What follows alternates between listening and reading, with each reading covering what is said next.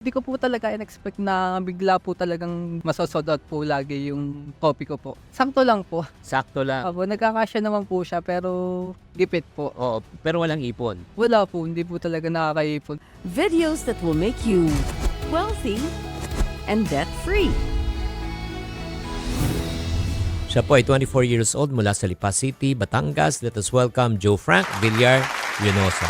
Paano ka nagsimula sa iyong journey sa pagiging isang negosyante? Simula po ako sa pagtitinda, yung may nakita po akong nakagaya din po ng style ko sa pagtitinda, nasa motor po siya. So, na-inspired din po ako na... Ano sa motor? Yes po, sa motor po yung pop-up cafe ko po. Na-inspired po ako na maggawa din ng sarili ko pong pop-up cafe. Then, kinompleto ko po yung mga gamit na mga kailangan. Then, nag-formulate po ako agad ng mga drinks kasi medyo maalam na po ako sa mga sa paggagawa ng mga coffee. Kaya, medyo madali lang po sa akin na nakapag-formulate ng drinks. Then, nag-start na po agad ako magtinda po. May karanasan ka ba sa paggagawa ng mga kape? Yes po sir, bale. Paano? Dati po ay nag-work po ako sa coffee shop. Wow, ang galing naman. Oo. Kasi importante no, pag kayo po ay magnenegosyo, kailangan po natin malaman. Kailangan may alam ka talaga sa pagbibusiness, lalo na sa larangan na yan. In your case, kasi dati kang nagtrabaho. Yes po. Nung ikaw ay nagsimula na magtrabaho, yan ba yung pinakaunang trabaho mo o hindi? Hindi po. Trabaho. Ang pinakaunang trabaho ko po is yung bagger po. Yung nagpapak ng mga groceries po sa isang supermarket po. 5 months po ako nag-work doon. Then yung kakilala ko po ay nirecommend po niya ako na kung pwede na mag-work po ako sa coffee shop. Nung nagbabagger ka, mga magkano sweldo nun, Jo? Ang minimum po nun ay 356 po. 356 ang araw. Yes po. 356, nagkakasya ba yun? Sakto lang po. Sakto lang. Opo, nagkakasya naman po siya pero gipit po. Oo, pero walang ipon. Wala po, hindi po talaga nakakaipon Oh, pagka 356 minimum lang. pesos. Opo, sakto lang po siya pang gastos mo, pang araw, pang bayad ng rent, mga ganun po. Ang mga 5 months ba, nag-isip ka na ba? Uy, naku, parang pag araw-araw ko ginagawa to, nabubuhay ako, pero wala naman patutunguhan to. Yun po, nag-ano po ko na baka may mahanap ako na medyo mas lalaki yung sahod po. Yun po, ginarab ko po yung opportunity na sabi niya mag-apply po ako sa coffee shop baka po kasi matanggap ako at lumaki din po yung sahod. So, wala kang karanasan during that time? Wala po, wala Oo. po akong Ano naman experience. naging trabaho mo sa coffee shop? First 3 months ko po ay naging barista po ako. Then nalipat po nila ako sa coffee roasting. Yung pong nagluluto po ng mga kape. So, within 3 months, pagkatapos, pumasok ka doon. O ngayon, nung pumasok ka na sa coffee shop, gaano ka katagal na tumagal doon? Sa coffee roaster po, dahil nga mahilig din po ako sa kape, na-enjoy ko po yung work ko doon. Tapos ganun po, mabait din po yung may-ari. Tumagal po ako ng 4.5 taon po. Uy, galing 4.5 years. Yes po. So, magkano na sinusweldo nun during that time? Parang nasa 400 lang po. 400 Opo. pesos. O sa 400 pesos. Pero kapos pa rin yun ulit, di ba? Opo, kasi nung time na yun, may ano na po ako may asawa at anak na Ay, po ako. grabe. After 4.5 years, paano mo naisipan na magsimula? Dahil nga po kulang na kami sa kinakapos po kami sa mga panggastos. Ang naisip po namin ng aking asawa po ay mag-business na lang po. Tapos yun nga po, dahil kagustuhan namin na makaipon po, maging financially stable, meron ng magandang income. Try din po kami na dun po sa mga book po nyo, lahat po yun binili po namin. Okay.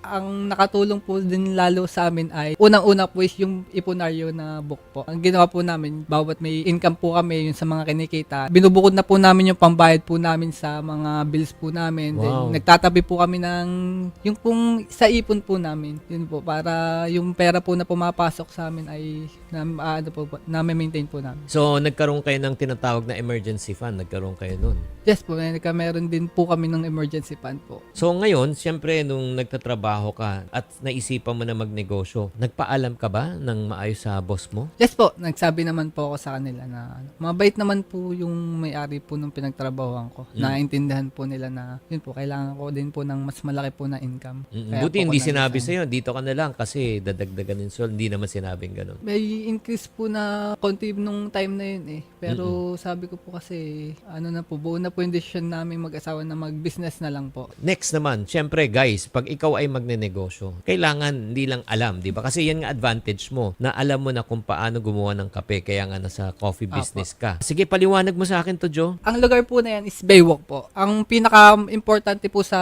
mga pop-up ay yung spot po ng pagtitindahan. So, gaya po niyan, sa Baywalk po ako nagtitinda kasi pasyalan po siya ng tao. Baga pag Saturday, Sunday po, madami po talagang tao na nagpupunta po sa Baywalk. So ngayon, syempre naman, magnenegosyo ka, kailangan may puhunan. Ang question niyan, syempre, saan nanggaling ang puhunan? Di ba? Yan ang isang malaki, Yes, motor, mga gamit. Ang motor po kasi, yan po yung nabili namin nung nag-ipon po kami. Pinag-ipunan po talaga namin yung motor. May motor na po kami bago po namin maisipan na magtinda gamit yung motor. Pero yung ginamit po namin na puhunan doon is utang lang din po. Guys, ito ang ganda ng ginawa ni Joe. Ang ginawa ni Joe, yung kanyang motor na isang dating, syempre, pwede natin sabihin, hindi siya kumikita, liability yan, kahit na ginagamit niyang personal. Pero naging asset po siya, naging puhunan po yung motor. Dahil yung motor na mismo ang nagdadala sa kanya kung saang lugar siya pwedeng magnegosyo, pangalawa, naging pwesto pa rin. So magkano naman ang pinuhunan mo sa mga gamit, 'di ba, sa initial magkano? Initial na puhunan ko po ay nasa 20K po. 20,000 pesos. Yes, At po. inutang niyo 'yan. Yes po. Nung inutang mo, may interest? Wala pong interest. Kanino mo inutang yun? Sa kakilala lang din Ang po. kakilala lang Yes, yan. po. On the first month, saan ka unang pumuesto nung una? First month na nagtitinda ako ay nasa bypass po ako nakakapwesto noon and sa kanto po ng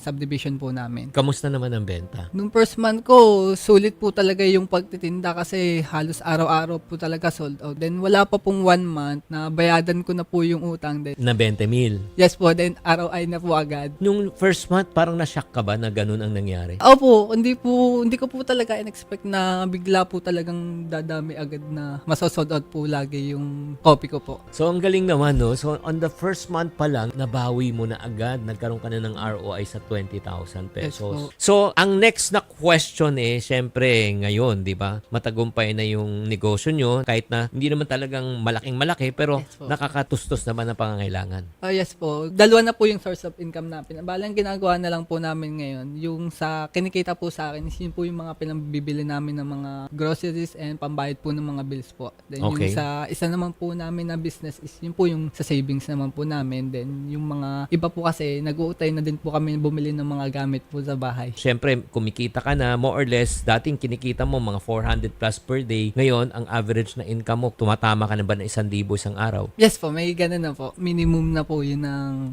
kita ko per day. 1,000 pesos per Yes, day. po. So, ang kagandahan nito, meron ka na tinatawag na proof of concept. Kasi sa negosyo, ang pinakamahalaga, Joe, yung papatunayan mo na yung konsepto ng negosyo mo ay kumikita. Oh, yes po. So, pagkatapos, ang next step sa pagnenegosyo, kailangan mo i-skill. When you say skill, syempre gusto mo pa kumita na malaki. Yes po. So, ano ang plano mo para mapalago mo pa yung negosyo mo? Sa ngayon po, ang plan ko lang po is yung naglagay po ako ng mga startup package, then mga event package po para kung may mga gusto po mag-start din po ng business na kagaya ng sa akin, pwede po nila akong kontakin din. Oh! Yung package na naman na po yun is may kasama na po siyang training. Kumbaga, tuturuan ko na din po sila kung paano gawin yung mga drinks po, paano gumawa ng mga drinks, then paano i-costing yung mga drinks, mga ganun po. Wow! Nung nag-umpisa ka ng ganito, ilan na yung mga bumili ng package? Sa ngayon po ay meron na pong 3. Isa po ay bukas ko po siya i-train. Sa palagay mo sa negosyo, sa business model mo na yan, di ba? Kung magpatuloy-tuloy yan, ano yung binibenta mo sa negosyo na yan? Ikaw, sa palagay mo, ano yung binibenta mo? Sa recipe book ko po Recipe. Yes po. More than the recipe, alam mo yung binibenta mo? Alam mo yung binibenta mo? Ang binibenta mo yung mentoring and teaching. Kasi yung mga recipe, makukuha ko rin yan sa internet eh. Po. Yung mga raw materials, pwede kong pilin din sa iba yan. Pero ang dapat, ang ipapackage mo, ang binibili mo sa akin dito, hindi yung raw materials, hindi yung recipe lang, yung gagabayan kita. Kunyari magkaroon ka ng problema, pwede ka magtanong sa akin na hindi niya mabibili yun. So ngayon, meron ka bang syempre yung package na yan, yung mga package na ino-offer mo. Magkano ang minimum package? Sa ngayon po, isa pa lang po yung startup package ko. Worth po siya ng 30K. 30,000 pesos. Ano kasama na sa 30,000 pesos? May mga kasama na po siya na mga sauce, milk, lahat po ng mga kailangan sa startup po para makapag-start po ng pop-up po. So, may mga challenges ka ba bang na-experience ngayon sa pagnenegosyo mo? Sa ngayon po, pinaka-challenges na lang po is yung weather po. Kasi Yung- pagka po malakas ang hangin at saka yung umuulan, talagang hindi po talaga lalabas yung mga tao eh. Ano pa isang pan-challenge mo? Yun nga po, yung sa weather lang po. Yun na po yung talaga nagiging problema po ng mga pop-up po na May pop-up pagkakataon ba na nag-iisip ka na rin na maghanap ka ng isang permanent na pwesto? Ikaw ba nag-iisip na gano'n? Hindi Ang pa.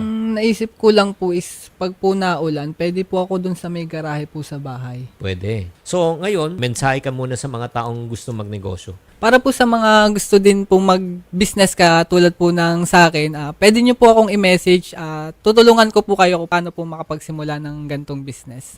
Paano kung napanghinaan sila ng loob? Di ba? Siyempre, empleyado, may risk yan. Anong masabi mo muna sa mga taong napanghinaan ng loob? Pagka papasok kayo sa business, hindi po dapat na panghinaan ng loob kasi pagka mahinaan loob nyo po dito, mabilis po kayong nasusuko kasi madami pong challenges po talaga ang pagninegosyo. Para sa mga tao naman na gustong makuha ang package at paano ka makukontak? Sa mga gusto pong mag-avail ng package, pwede nyo po akong i-message sa FB page ko po na Copybase. Sige nga, patikim nga. Sige nga, taste test tayo. Moment of truth.